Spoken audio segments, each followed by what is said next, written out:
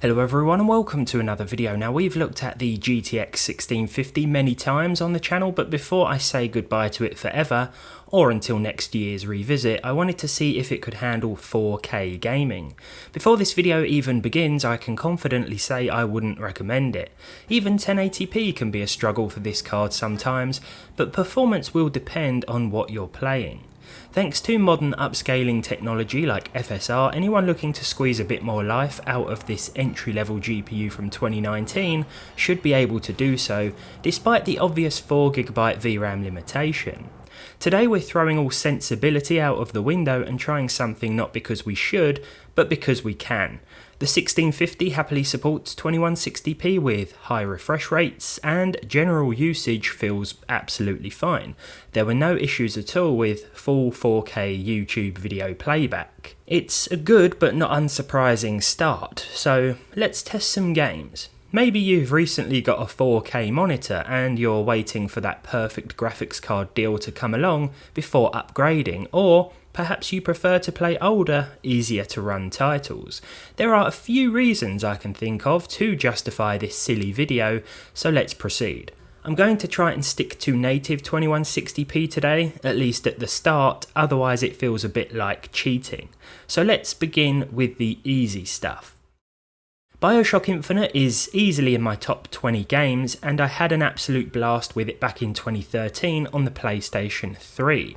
As you can imagine, this makes me quite resilient when it comes to lower frame rates. I expected similar performance on this card at this resolution, even though it's about 6 years newer than the game, but it exceeded my expectations. BioShock runs at 3840 by 2160 with 60 frames per second overall, a tiny bit higher in fact, though it's not going to hit 60 consistently. Bear in mind I'm recording internally with the Nvidia app as well, and at 4K it hits the performance a little harder, knocking a few frames off the final figures. I think the visuals and art style still hold up over a decade later, and it's looking nice and sharp at this resolution. This area used to really creep me out, but I'm a big brave boy these days, and I can handle it no problem. Counter-Strike 2 will also run with at least 60 FPS, though we are still limited to the low settings if we want to achieve and occasionally exceed this frame rate. I don't think graphics are really a concern in this one anyway, but this map in particular still looks really nice. It's nice and vibrant and looks sharp at 2160p. There were a few drops, as we can see by the 0.1% low, which can be a little off-putting if you're relying on a smooth experience to be competitive. Then again, you probably won't be playing at 4K, especially not with a 1650, if you plan to maximise frame rates. As I said, this is just a bit of fun really. The legacy version of GTA 5 doesn't include all the overhauled visual effects that we get in the enhanced release, but it does run better on this older, lower end graphics card. I'm using the normal settings, which is basically the game's lowest settings, but I've kept the detail sliders at about halfway, so the game doesn't feel completely empty. You may have noticed already, but I've paired the 1650 with the i5-10400 that we spoke about in the previous video. This 6-core 12-thread 10th gen chip is more than enough to get the most from the 4GB 1650, especially at this resolution because our graphics card is under even more strain. Interestingly, we're getting the exact same frame rate as we were in Counter-Strike 2, 69.6, but GTA was smoother overall. Fortnite in performance mode works well too, with this one exceeding 80 frames per second. Performance mode lowers the overall visual quality of the game, and it's ideal for entry level or older systems. Anyone can use it though, so if you want to get as many frames as possible from the game and you're not concerned with how it looks, then it's worth trying. It seems to be a lot smoother with performance mode here, with our average being 86 FPS and our percentile lows coming in at 53 and 51. Definitely playable at 4K on the original GDDR5 1650 if you're happy with 60 FPS plus.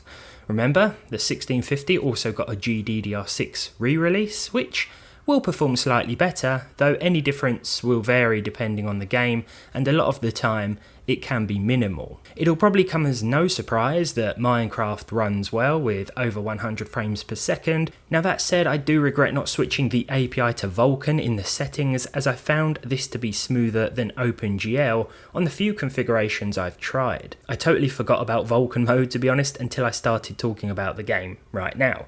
The game still runs fine in default OpenGL mode with the fancy graphics preset, and nothing else changed.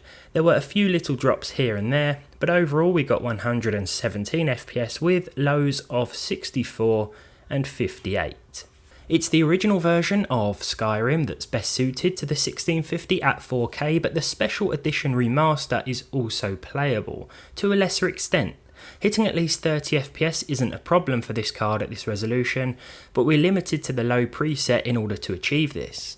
I still think it looks okay, but there will be a lot of detail popping. Most of it can probably be attributed to the settings we're using, with grass, plants, trees and buildings only spawning in at a very close draw distance, but the limited VRAM may have been behind some of the issues, especially as I noticed a few of the textures sharpening up after a couple of moments. This won't be a Skyrim exclusive problem, of course. Not having enough VRAM may cause stutters, texture loading issues and sometimes crashes in any game. Still, this isn't a 4K card and was never marketed as one, so I'll put this down as a solid attempt from this little beast. The first Red Dead Redemption is one of my favourite games. I remember waiting for this to launch back in 2010. I had like 10 tabs open from different websites, and I used to refresh them every day waiting for the smallest piece of news. It's a good job I haven't been doing that for GTA 6, otherwise I would have pulled out what's left of my hair. Red Dead finally came to PC 14 years after the original console release, and I think it still looks good even when we run it at the low preset. It runs with 60 FPS on average, though the captured footage is knocking a little bit off of that. The sunsets and soundtrack are still unmatched in my opinion, and I think it's time to start another playthrough of this classic. But now let's pour one out for the homies that didn't make it, the games that couldn't be played without a sacrifice to our native 4K resolution. But the card tried its best. I really enjoy Black Ops 7 multiplayer, though I will admit I don't enjoy it as much at 2 frames per second. It does make the game quite difficult to play, believe it or not. Now I haven't done any precise benchmarking for this or the following games, but the footage will tell you all you need to know. I was actually surprised when I enabled FSR 3 performance mode. There was a brief jump to about 7 FPS and I thought we were out of luck. Now I mean, going from 2 to 7 FPS is a 250% increase, and that sounds great, but when we add context, it's not as great. Anyway, after a couple of seconds, something surprising happened. The game jumped from 7 to over 30 FPS and started to feel sort of playable, compared to what we were getting anyway. I was even able to wipe out a couple of enemy players who I can almost guarantee were likely playing with triple the frame rate. Kingdom Come Deliverance 2 runs with single digit figures at native 4K, but again we do have upscaling options. FSR didn't work wonders like with COD on this occasion, though we did see a substantial gain to almost 20 FPS. I am just standing still though, and any movement quickly drops us back down to around 15.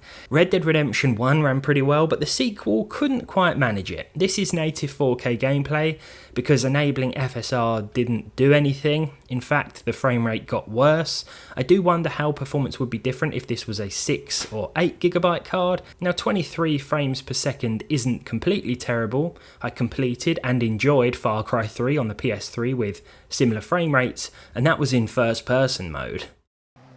It's funny how Forza Horizon 6 looks like a 360 launch title at the very low settings, yet it's beautiful with everything turned right up.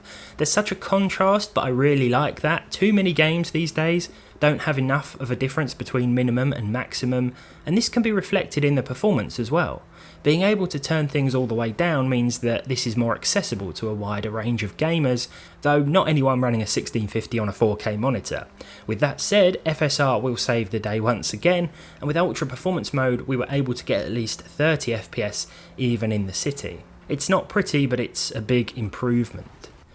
We'll end with The Witcher 3 Next Gen playable in DX12 or DX11 mode. DX11 will stutter more and we don't get the upscaling options to mess around with, which we are going to need. Now DX12 mode will run smoother anyway, even at native, but it is best played with FSR2 turned on, though we don't need to quite drop it down to ultra performance. To be honest, it won't perform any better than with performance mode anyway, which is what I settled on here. Because the game is being upscaled back to 4K, it doesn't look completely horrible, though FSR2 is not as sharp as the newer versions. With The Witcher 3 there are still drops below 30 FPS, which will be more noticeable the more that occurs on screen. Overall, I think it's pretty obvious that you shouldn't buy a 1650 for modern 4K gaming, but it will be able to handle older, less intensive games at this resolution. Like I said at the start, if you're waiting to upgrade your GPU and you already have a new monitor, it's worth trying out.